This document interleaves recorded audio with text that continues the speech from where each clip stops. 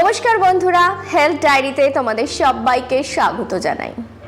চলার অপর নাম জীবন, আর সেই চলার অনুভূতিকে যিনি বারবার আমাদের কাছে ফিরিয়ে দিয়েছেন তিনি নান আদার দেন ডক্টর মনোজ কুমার খেমানি স্যার। আর মনোজ কুমার খেমানি স্যার যাকে এই চলার অনুভূতি ফিরিয়ে দিয়েছেন তিনিও হেলথ ডায়েরিতে আজ আমাদের সঙ্গে উপস্থিত রয়েছেন। প্রথমেই আপনাকে স্যার স্বাগত জানাই। হ্যালো। হাই।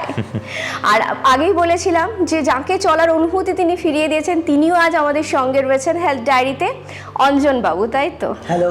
হাই অঞ্জন বাবু, এই যে অভিজ্ঞতা, মানে শুরুতে কি ছিল সমস্যা?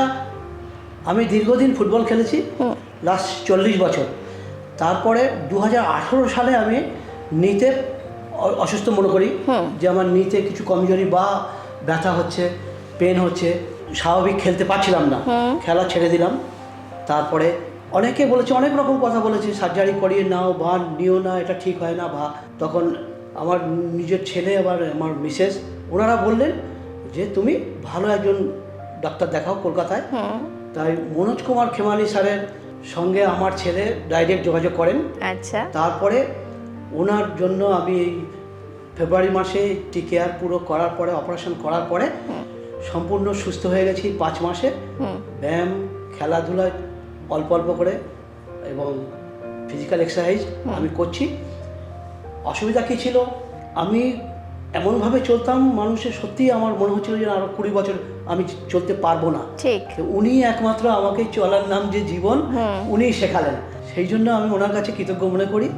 আর আমি সুস্থ সবল জীবন যাপন এখন করছি, কোনো সমস্যা আমার এখন নেই। বাহ, আমি স্যার আপনার কাছে আসি। সেটা হচ্ছে যে প্রথমে হচ্ছে আইডেন্টিফাই করা সমস্যাটা এবং তারপর সার্জারি, এবং আফটার সার্জারি অনেক কিছু নিয়ম মেনে চলা। মানে কোন পার্টটা সব থেকে মানে ক্রিটিক্যাল হয় একজন পেশেন্টের জন্য? সবই ক্রিটিক্যাল আছে। ওকে, দেখো, ফার্স্ট জিনিস বুঝতে হবে যে অপারেশন লাগবে, সেটা মাথায় ঠিক করতে হবে। কেন কি, একটা শুধু আমি বলে দিলাম লাগবে বলে পেশেন্ট তো বাড়ি গিয়ে আবার নানা রকম চারিদিকে দেখে অন্য কিছু ভাবছে, শুনছে, তো তারা খুব ভয় পায়। তো আজকে ওনারকে দেখে এটা বুঝতে পারবে যে হ্যাঁ, মানে it is possible to get a very good life even after operation.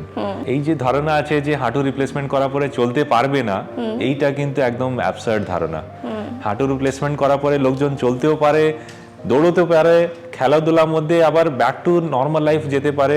হ্যাঁ, খুব হাই লেভেল স্পোর্টস খেলতে পারবে না, সেটা এক্সপেক্টেড নয়, কিন্তু নতুন জীবন পেয়ে যায়। যে মানুষটা একদম মানে সিডি আপ ডাউন করতে গিয়ে কাঁদছিল, সেই মানুষটা আজকে এত ভালো সুন্দর হাঁটছে, সেটা দেখে আমরাও খুব খুশি পাই। ঠিক কথাই। অর্থাৎ কোনো পরিস্থিতিতেই জীবনে ভেঙে পড়লে চলবে না, এগিয়ে যেতে হবে, আর এগিয়ে যাওয়ার নামই জীবন। স্যার, প্রথম যখন কেউ যান তার মনে একটা ভয় থাকে, মানে সার্জারি শুনলেই আমাদের ভয় লাগে, সেটা যে কোনো ক্ষেত্রেই হতে পারে। তার উপর যদি হাঁটা চলার সঙ্গে জড়িত হয় বিষয়টা, সেটা আরও বেশি আমাদের মনে একটা চাপ সৃষ্টি করে। আপনি যখন কোনো একজন মানুষ যাচ্ছেন তাকে কিভাবে অভয় দিচ্ছেন? দেখুন, সবাই তো আগে থেকে জেনে নিয়ে আসে যে আমি হাঁটু করাবো না, রিপ্লেসমেন্ট করাবো না, মানে উনি একটা খুব ভালো ডিসিশন নিয়ে এসেছিলেন নিয়ে। বাট ম্যাক্সিমাম পেশেন্ট যারা আছে তারা ভাবে যে না, আমি ডাক্তারের কাছে যাচ্ছি, কোনো ওষুধ দিয়ে দেবে, সেটা খেয়ে আমি ভালো হয়ে যাবে। এবার যদি গ্রেড 3 অবধি আছে, ধরো মানে গ্রেড 1, 2, 3 মধ্যে, সেখানে আমরা সেই সব ট্রাই করতে পারি। এটা ডিফারেন্সটা কি? গ্রেড 1, গ্রেড 2, গ্রেড 3 পার্থক্যটা কি? Level of damage. আচ্ছা। যত বেশি ড্যামেজ আছে, গ্রেড 4 মানে এখন টাইম এসে গেছে হাঁটু রিপ্লেসমেন্ট করতেই হবে। এবার গ্রেড 4 নিয়ে যদি কেউ আসে, তাকে বুঝাতে হয়, তাকে আমরা কনভিন্স করি যে হ্যাঁ ঠিক আছে, আপনার দরকার আছে, দরকার হলে কিছুদিন ফিজিওথেরাপিও করাই। বাট এই মাইন্ডসেটটা করতে হবে, মানে ঠিক করতে হবে ওনার মাথায় যে হ্যাঁ এটা লাগবে।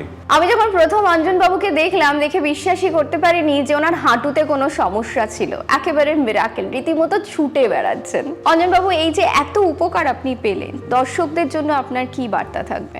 দর্শক বন্ধুদের কাছে আমি এটাই বলবো যে আমি গত 4 বছর ধরে যে কষ্টটা অনুভব করেছি হাঁটুর সমস্যা, সেইটা থেকে মুক্তি পাওয়ার জন্য সার্জারি করিয়ে আজকে আমি সুস্থ স্বাভাবিক জীবনে যে ফিরে এসেছি, সেটা মনোজ খেমানি স্যারের কৃপাতে বলতে পারেন। আর আমি দর্শক বন্ধুদের আরেকটা কথা বলবো, কোনো রকম নি সমস্যা বা প্রবলেম হলে আপনারা অ্যাওয়ার হন। নি সার্জারি খুবই দরকার। আমি জীবনে কোনো দিন সার্জারি চাইনি, কিন্তু আমি নি সার্জারি উপর এত ভরসা আমার হয়ে গেছে যে আমি প্রত্যেককে একটাই কথা বলবো, আপনারা সবাই অ্যাওয়ার হয়ে যান, নি সার্জারি করিয়ে নেবেন। সার্জারির পর থেকে অঞ্জন বাবু কিন্তু নিয়মিত শরীর চর্চা করে চলেছেন এবং নিয়মিত নিজেকে একটা অধ্যাবসার মধ্যে রেখেছেন। কিভাবে তিনি সুস্থ আছেন চলুন আপনাদের দেখাই।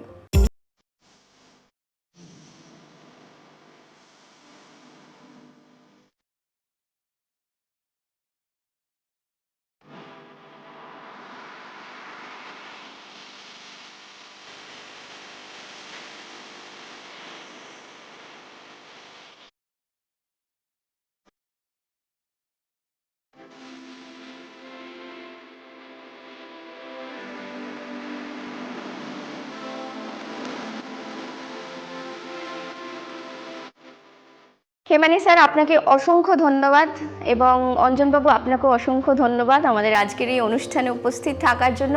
কিন্তু স্যার, আপনার সঙ্গে আমার দর্শক বন্ধুরা যদি যোগাযোগ করতে চায় তাহলে কোন নাম্বারে যোগাযোগ করবে? আমাকে দেখাতে গেলে আমার ফোন নাম্বারে যোগাযোগ করতে হবে 8820-250-803 নাম্বারে। আজকের মতো সময় শেষ বন্ধুরা, তাই হেলথ ডায়েরিতে এখনকার মতো বিদায় নিচ্ছে, কিন্তু কথা দিচ্ছি দেখা হবে আগামী শনিবার ঠিক এই সময় ঠিক এই চ্যানেলে। নমস্কার।